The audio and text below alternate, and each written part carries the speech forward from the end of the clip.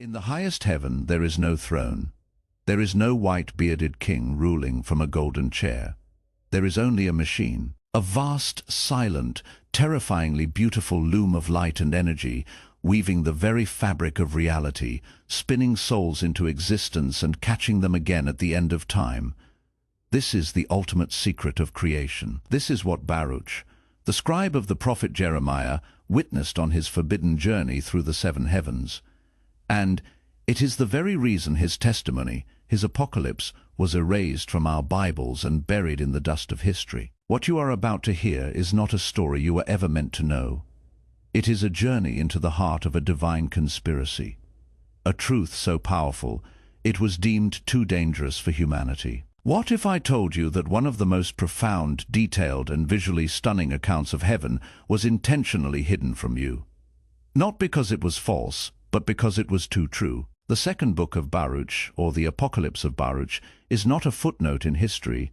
It is a missing cornerstone of our spiritual understanding. It is the eyewitness account of a man who walked through the celestial realms while he was still alive, a man whose grief for his fallen city, Jerusalem, was so profound that the universe itself cracked open to show him its inner workings. Forget everything you think you know about pearly gates and streets of gold. That is a comforting story told to children.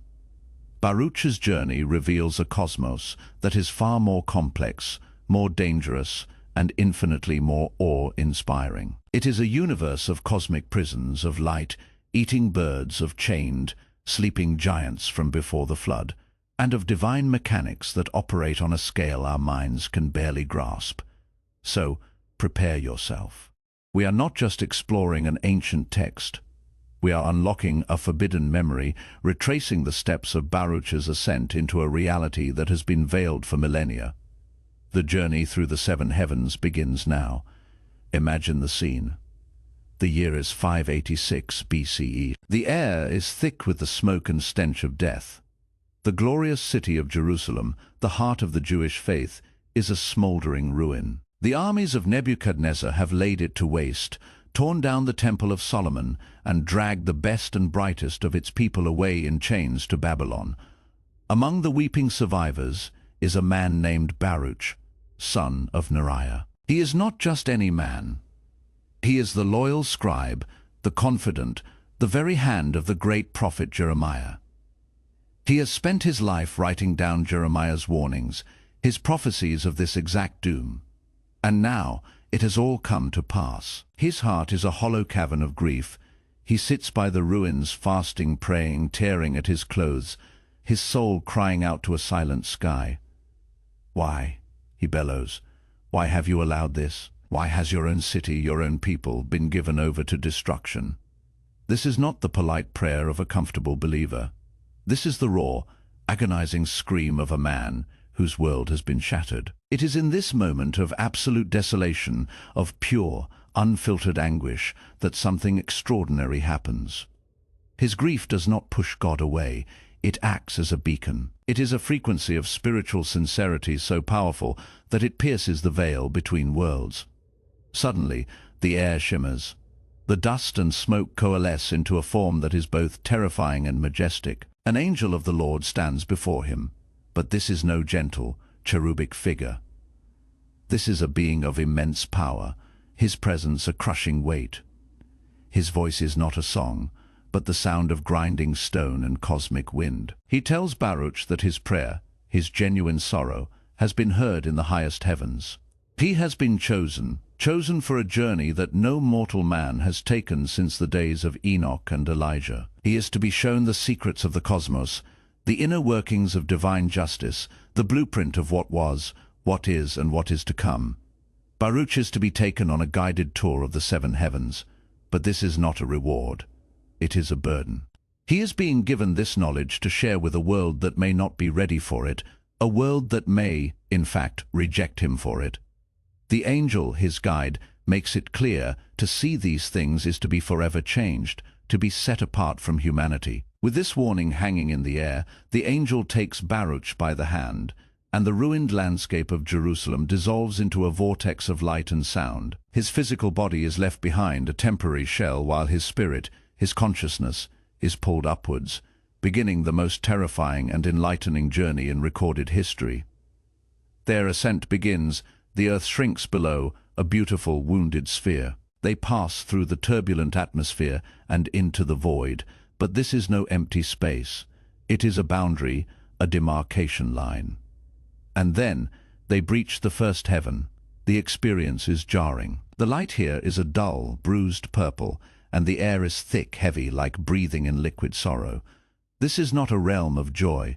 It is a place of cosmic consequence. Imagine a vast, featureless plain stretching to an impossible horizon. But the ground itself is not solid.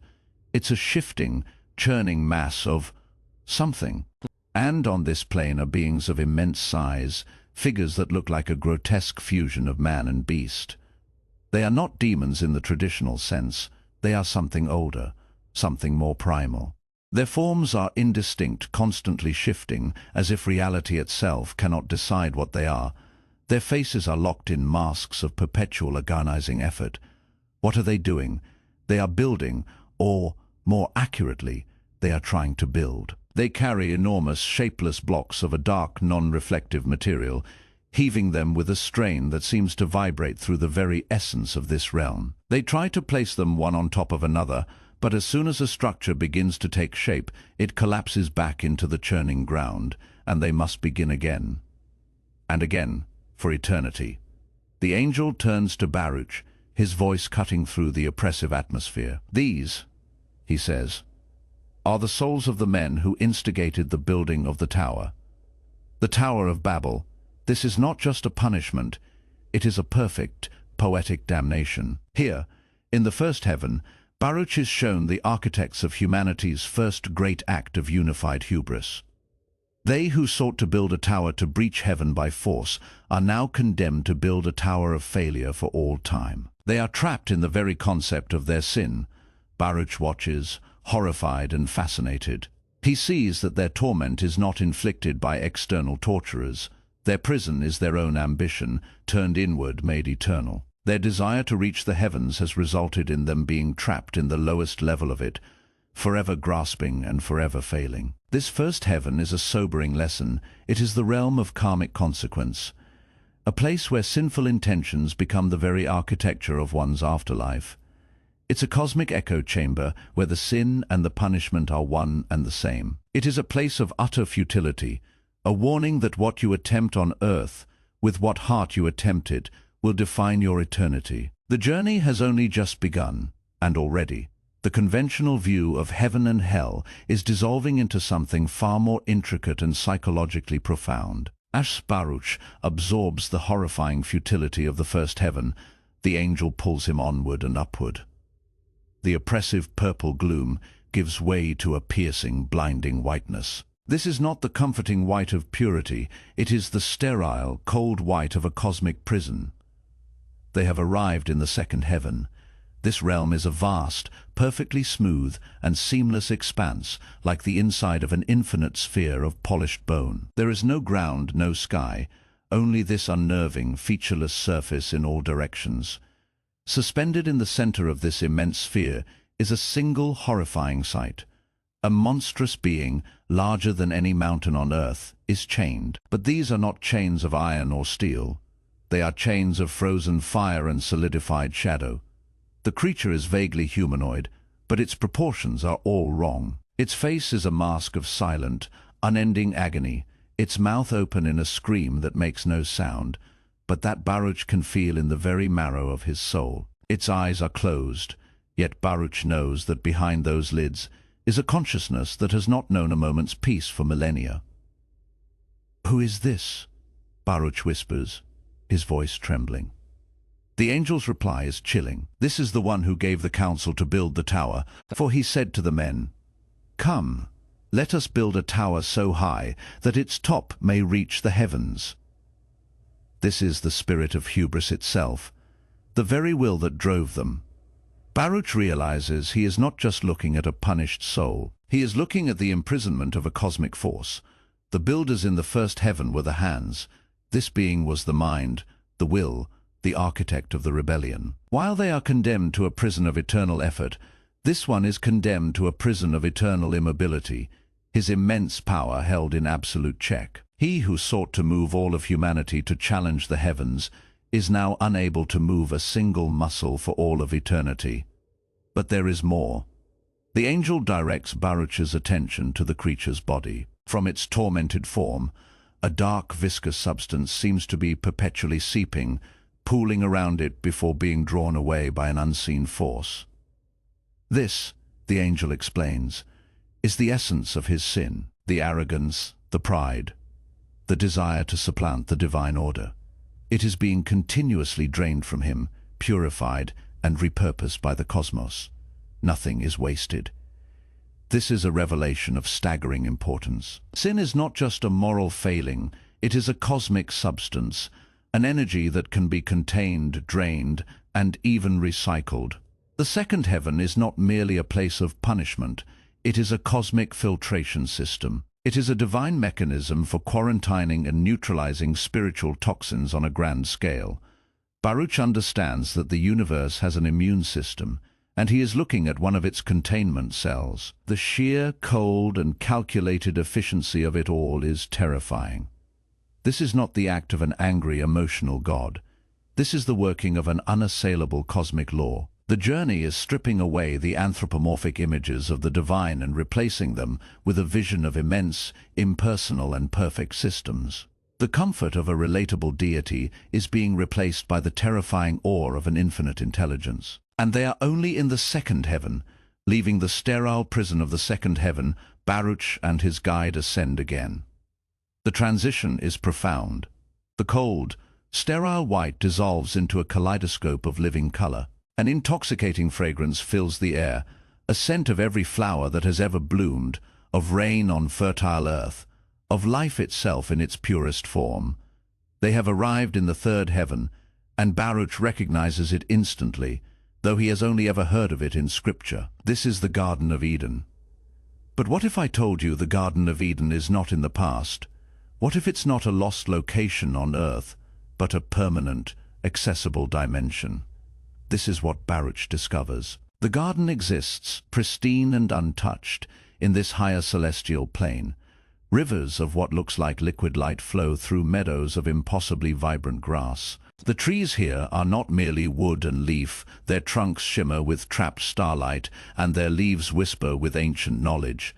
Animals that Baruch has never seen, creatures of myth and legend, walk peacefully alongside familiar ones. At the center of the garden, Baruch sees it, the tree of the knowledge of good and evil. It is more magnificent and more intimidating than any story could convey. It is not just a tree, it is a living axis of cosmic data. Its fruit glows with an inner light, and Baruch can feel a powerful, seductive intelligence radiating from it. Beneath the tree, coiled in a posture of serene contemplation, is the serpent. But this creature is not the groveling, cursed beast of Genesis. It is a magnificent being, its scales like polished jewels, its eyes holding the wisdom of ages. It is not a tempter, it is a guardian. The angel explains the forbidden truth of this place. This, he says, gesturing to the entire garden, is where the souls of the righteous dwell in joy, awaiting the final judgment. They live here in the memory of perfection. But then he points to the tree. Adam's sin was not disobedience. It was a choice of realities. He was offered the stewardship of this plane, of a life interwoven with the divine.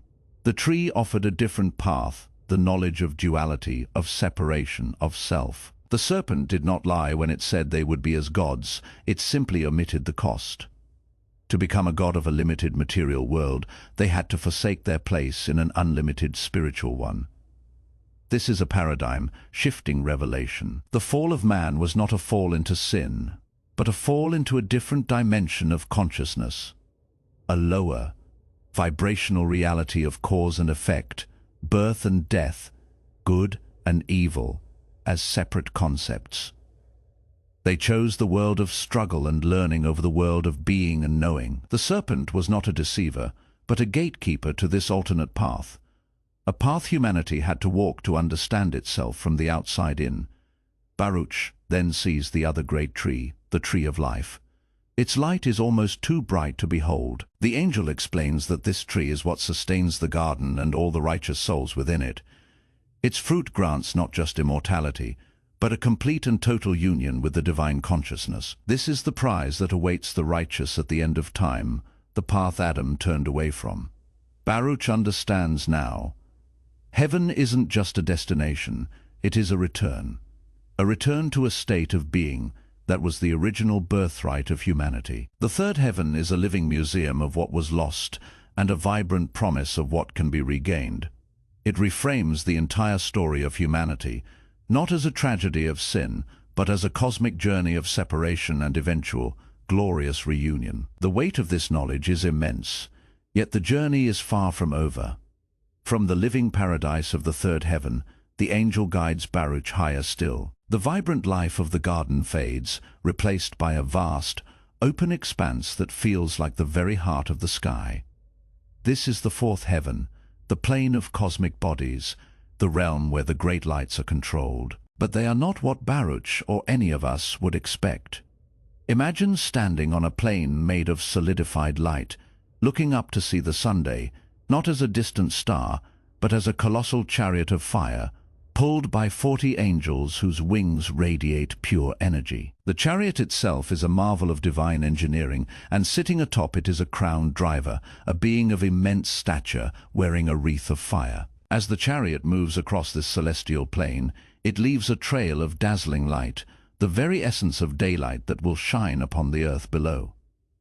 But it is what travels with the sun that astounds Baruch. Flying before the chariot is a gigantic bird, larger than any creature he could have conceived. Its plumage shifts through every color imaginable, and from its wings, it seems to sprinkle a fine golden dust. This is the phoenix, the angel says. It does not exist on your world, but it is essential to its functioning. It gathers the light of the sun and translates it into the energy of life that nourishes the righteous on earth. It is the conduit of divine grace. As the solar chariot passes, Baruch sees another, more somber procession approaching from the opposite direction. It is the moon, also on a great chariot, but this one is pulled by silent, ethereal steeds that seem to be made of twilight. The light of the moon is soft, silvery, and melancholic. Baruch notices that as the lunar chariot moves, it seems to be collecting something. A dark, shadowy residue from the space around it is drawn into the moon itself, which seems to absorb it. What is this darkness? The angel provides the answer, and it is a truth that recasts our understanding of good and evil. The sun, he explains, carries the merits of the righteous. Its light is a blessing, a physical manifestation of good deeds. The moon, in its turn, performs an equally vital task. It travels through the lower firmament and gathers the sins of humanity. The darkness it absorbs is the weight of transgression, the spiritual pollution of the world. This is an incredible concept. The sun and moon are not just inanimate objects. They are part of a vast cosmic system of spiritual accounting and sanitation. The sun delivers divine energy, fueled by righteousness. The moon, like a celestial filter, removes the spiritual darkness, the negative energy of sin. It takes this darkness to the lowest parts of the cosmos to be neutralized, preventing it from overwhelming the world of the living. Baruch watches the moon chariot pass and sees the faces of the angels guiding it. They are somber, their task a heavy one. They are the silent janitors of the cosmos, performing a necessary but sorrowful duty. And the phoenix. The angel reveals its ultimate purpose. At the end of each day, as the sun sets, the phoenix absorbs all the worldly wisdom and knowledge from the earth below. When the sun rises, the phoenix renews itself in the fire of the new day, reborn with a deeper understanding, becoming a living library of human experience. It is a symbol of resurrection, yes, but also of the constant divine observation and assimilation of knowledge. The fourth heaven reveals a universe that is a living, breathing organism. It is not a static creation, but a dynamic system of energy exchange, where light and dark, merit and sin are physical forces being managed by celestial beings. God is not a distant king. God is an infinite, masterful engineer. Pressing ever upward, Baruch feels a palpable shift in the atmosphere. The awe and wonder of the previous heavens are replaced by a growing sense of dread, a primal fear that seems to emanate from the very fabric of this new plane. They have entered the fifth heaven, and it is a realm of terrifying, silent power. The light here is a deep blood red, as if they are inside a dying star, and the silence is absolute, a heavy blanket that smothers all thought. Stretching before them is a vast, desolate plain, and on this plain are giants, beings of such colossal scale that the creature in the second heaven seems small by comparison. They are chained, not with fire or shadow, but with immense chains of solid iron, each link as large as a mountain on earth. There are hundreds of them, all lying on the ground asleep.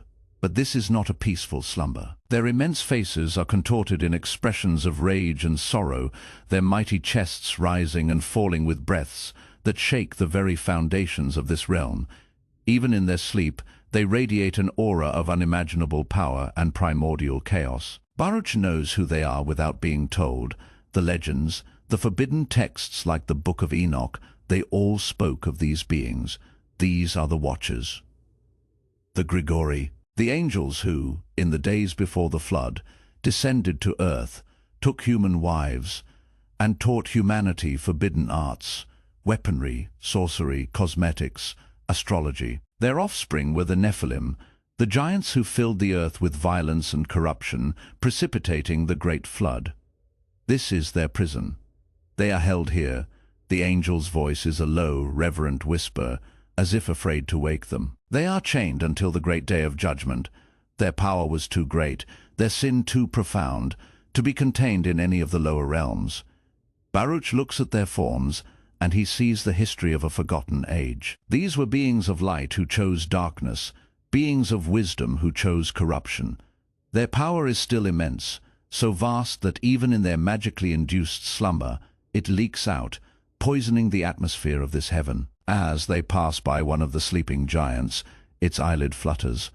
A single colossal eye, filled with ancient starlight and eternal fury, opens and fixes on Baruch. For a single soul-shattering moment, Baruch's mind is flooded with visions of fire, of blood, of twisted knowledge that burns his consciousness. He sees the secrets of forging swords that thirst for souls, of incantations that can curdle the stars. The angel immediately shields him, placing a hand on his shoulder, and the psychic assault ceases. Baruch collapses, gasping for spiritual air. "You must not look at them," the angel warns, his voice stern. "Their slumber is the only thing that protects your world and all the heavens below. If they were to awaken before the appointed time, all of creation would be unmade." This, then, is the ultimate secret of the fifth heaven. It is not just a prison. It is a celestial dam, holding back a flood of apocalyptic chaos. This is where God's most powerful enemies are kept. The forces that brought about the first end of the world are held in check here, a constant looming threat. Baruch realizes the fragility of creation. The peace of earth, the order of the cosmos, all depend on these chains holding, on this enchanted sleep remaining unbroken. This heaven reveals a darker side of the divine plan. It shows that there are forces so powerful and malevolent that they cannot be unmade or redeemed, only contained. It is a place of pure, terrifying power, both the power of the prisoners and the even greater power required to hold them. It is the celestial equivalent of a supermax prison for fallen gods. The journey has taken Baruch from the consequences of human sin to the containment of cosmic rebellion. The scale of reality is expanding with each step, becoming more dangerous and more profound than he could have ever imagined. Ascending from the dreadful silence of the fifth heaven is like surfacing from a deep, dark ocean. The oppressive red gloom and psychic pressure vanish, replaced by an overwhelming, pure, undiluted light. This is the sixth heaven. There are no planes, no structures, no beings in chains. There is only light, energy and sound. It is an antechamber to the divine, the engine room of angels. Imagine being in a space filled with countless points of light like stars, but each point is a living, conscious being. These are the angelic hosts, but not in the form humans depict. They are beings of pure energy, awaiting their commissions. This realm is a flurry of silent, purposeful activity. Baruch sees hosts of angels being given scrolls of light, divine decrees by more senior, brighter angels. Once they receive their orders, they streak away, disappearing into the lower heavens to deliver messages, guide souls, protect the righteous, or carry out judgments on earth. It is a celestial command center, a place of constant divine intervention in the affairs of the universe. Baruch notices that the angels here do not have individual faces or personalities in the human sense. They are like specialized cells in a cosmic body, each performing its function with perfect obedience and harmony. Some radiate an aura of healing, others of justice, others of wisdom. They are the instruments of God's will, the very hands and feet of the divine intelligence. The angel guide stops Baruch. "Here," he says, his voice resonating with the hum of the realm, "is where the prayers of men are sorted." He gestures to a stream of faint, colored light that flows upwards from the realms below. Baruch realizes he is seeing the energy of every prayer, every plea, every cry of hope and despair from humanity. The stream flows towards a host of powerful angels who seem to be listening. They separate the streams of light. Some prayers, shining with a pure, selfless energy, are directed upward toward the seventh heaven. Others, tainted with selfishness, doubt or malice, are dissipated here, their energy neutralized. This is a stunning revelation about the nature of prayer. It is not merely words sent to a listening ear. It is a form of energy, a spiritual substance that travels through the heavens. Its purity, its intent determines its destination. Selfless prayers for the good of others, prayers of pure gratitude, have the power to reach the highest heaven. Selfish or hateful prayers are filtered out, their energy recycled by the cosmos. This is the mechanics of divine communication. Baruch then witnesses another incredible sight. He sees angels of a different kind. These are angels of wrath. They are being given not scrolls of light, but bowls filled with a fiery, bubbling substance. The angel explains that these are the vessels of divine judgment, filled with plagues, famines, and wars, to be poured out upon the wicked when the time is right. But even this is not done with malice. The angels of wrath have faces of profound sorrow. They are performing a necessary cosmic surgery, cutting out a cancer to save the whole. The sixth heaven is a place of profound and complex activity. It is the intersection of divine will and cosmic action. It's where the abstract concept of God's plan becomes the concrete reality of angelic intervention. Baruch feels his own spiritual form becoming more refined, more translucent in this intense light. He is being purified, prepared for the final, ultimate ascent. He is about to witness what lies beyond the veil, beyond the servants, beyond all the mechanisms he has seen so far. He is about to enter the presence of the source itself. The final ascent is unlike the others. There is no sense of travel, no transition. The overwhelming light of the sixth heaven simply intensifies, deepens, and resolves itself. And then Baruch is there. He has breached the seventh heaven, and everything he thought, everything he was ever taught, dissolves in the face of what he sees. There is no throne of gold. There is no kingly figure. There is no court of celestial beings singing praises. To even describe it in human language is to diminish it, but Baruch's account, filtered through his mortal mind, is the closest we will ever get. Imagine standing in the heart of infinity. Before him is a vast, silent, living structure. It is the source of all the light in all the heavens. It is a machine, a loom, a matrix of such impossible complexity and beauty that it brings Baruch to his knees, weeping not in sorrow, but in pure, unadulterated awe. This is the loom of creation. Threads of pure, raw potential, the very essence of being, flow into it from an unknown source. The loom, vast and silent, weaves these threads into intricate patterns. Baruch watches, mesmerized, as a thread of light is woven through the loom, and he intuitively understands he is watching the creation of a soul. He sees the pattern of its life being woven, its joys, its sorrows, its challenges, its triumphs. He sees the moment of its birth on earth, its journey through life, and its eventual return, where its thread, now colored with the experiences of its existence, is reabsorbed into the loom to be used again. He sees the destinies of nations being woven, the rise and fall of empires, the great cosmic cycles of destruction and rebirth. He sees that free will and determinism are not opposites. They are two sides of the same thread. The pattern is set, but the color and texture of the thread are determined by the choices made by the soul itself.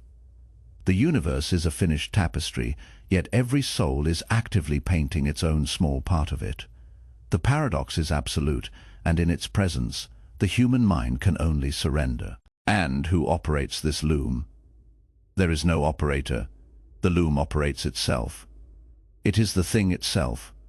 It is the divine intelligence, not as a being, but as a process. A living, conscious, self-sustaining act of continuous creation. But there are presences here, standing before the great loom, not as a ruler, but as a chief custodian, is a being of unimaginable light and power. Baruch recognizes him as the Archangel Michael. He is not a warrior here. He is the keeper of the balance. His role is to present the purified prayers and merits of the righteous, the energy that streamed up from the sixth heaven to the loom. These prayers become the brightest, most vibrant threads, strengthening the tapestry, adding beauty and grace to the pattern of creation. Michael's other role is to receive the souls of the righteous as they return, guiding their thread back into the weave. Baruch is then granted a vision. He is shown the face of God, but it is not a face. The entire loom, the entire process, the infinite tapestry of existence, focuses into a single point of awareness and looks at him. In that instant, Baruch understands everything. He understands why Jerusalem had to fall. He sees it was a single painful knot in the tapestry that had to be untangled for a greater, more beautiful pattern to emerge. He understands his own grief, his own life, his own purpose. He understands that every moment of suffering has meaning, every act of love echoes through the entire weave. He is not separate from this creation. He is a part of it, a single thread in an infinite and perfect design. This is the forbidden truth. The reason this vision was suppressed. It replaces the comforting, simple image of a personal, human like God, with something far more vast, impersonal, and incomprehensibly complex. It suggests a reality where our prayers and deeds don't just please a king, but literally fuel the engine of creation.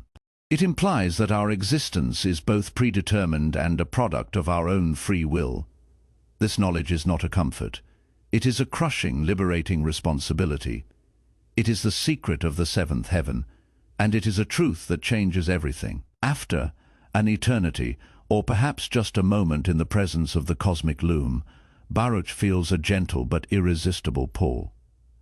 The vision of the seventh heaven fades, and he is drawn back down through the realms he has just witnessed. He falls through the angelic engine room of the sixth heaven, past the dreadful sleeping giants of the fifth, through the plain of the celestial chariots, past the living memory of Eden, and through the cosmic prisons of the first and second heavens. Each realm flashes by, its lesson now seared into his soul.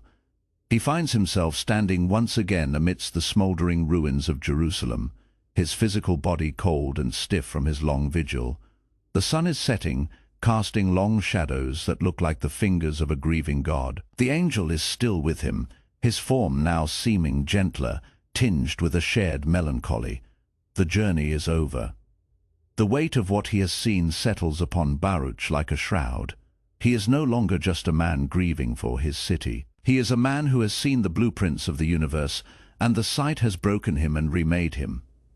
"You have seen what few mortals are permitted to see," the angel says, his voice now soft. "You have seen the justice of the first heavens, the promise of the third, the mechanics of the fourth, the peril of the fifth, the industry of the sixth, and the truth of the seventh. Now you must write it all down. You must create a record of this journey." But then comes the warning, the very reason the Apocalypse of Baruch became a forbidden text. "Write it," the angel commands. "But then you must hide it, seal it away, Humanity is not ready for this knowledge. They cry out for a king on a throne, a father who will punish their enemies and reward their obedience. They are not prepared for the truth of the loom, for the knowledge that they themselves are co-creators, that their own choices paint the color of their destiny. This truth would not liberate them, it would crush them. It would shatter the fragile religions and philosophies that keep their societies from descending into chaos. They need the simple stories. They need the comfort of the veil. The angel explains that the time will come when humanity has matured, when their consciousness has evolved to a point where they can bear this truth. A time when they are ready to move beyond the comforting stories of childhood and embrace the profound responsibility of spiritual adulthood. In that future time, the angel says, your words will be found. They will be a light for those who are ready to see. Until then, they must remain a secret, a legacy in waiting. And with that final command, the angel dissolves back into the twilight, leaving Baruch alone with his impossible sacred burden. And so Baruch wrote. He poured out everything he saw onto scrolls, creating the detailed, stunning, and paradigm-shattering account you have just heard. He described the 7 heavens in meticulous detail, holding nothing back. And then, as commanded, he sealed his apocalypse away, entrusting it to the earth, a message in a bottle cast into the sea of time. For nearly 2 millennia, his words remained hidden. The burgeoning mainstream religions chose simpler, more controllable narratives. They built their foundations on the stories of a personal interventionist God, a heaven of rewards and a hell of punishment. The complex, mechanical, and deeply mystical vision of Baruch had no place.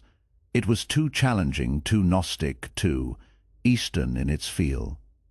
It spoke of cosmic laws of energies, of reincarnation of souls through a cosmic loom. It was dangerous, and so it was forgotten, relegated to the category of apocrypha, the hidden things. But now in our time it has been found. The seals are broken, the message in the bottle has washed ashore. What does this mean? Why now? Perhaps it means the angel's prophecy is coming to pass. Perhaps we, in this age of information, of quantum physics that hints at a woven reality, of spiritual searching beyond the confines of dogma, are the generation that is finally ready to hear it. The Apocalypse of Baruch is not just an ancient curiosity, it is a challenge. It is an invitation to undertake your own journey of ascension, not in body, but in consciousness. It asks us to look beyond the comforting veils we have wrapped around the divine. It asks us to consider that we are not just subjects in creation, but active participants, that our thoughts, our intentions, our actions are not just fleeting moments but threads of energy that contribute to the great cosmic tapestry. The forbidden journey through the 7 heavens was not just for Baruch, it was for us. The question that remains is the one the angel left Baruch with. Now that you have seen it, what will you do with this knowledge?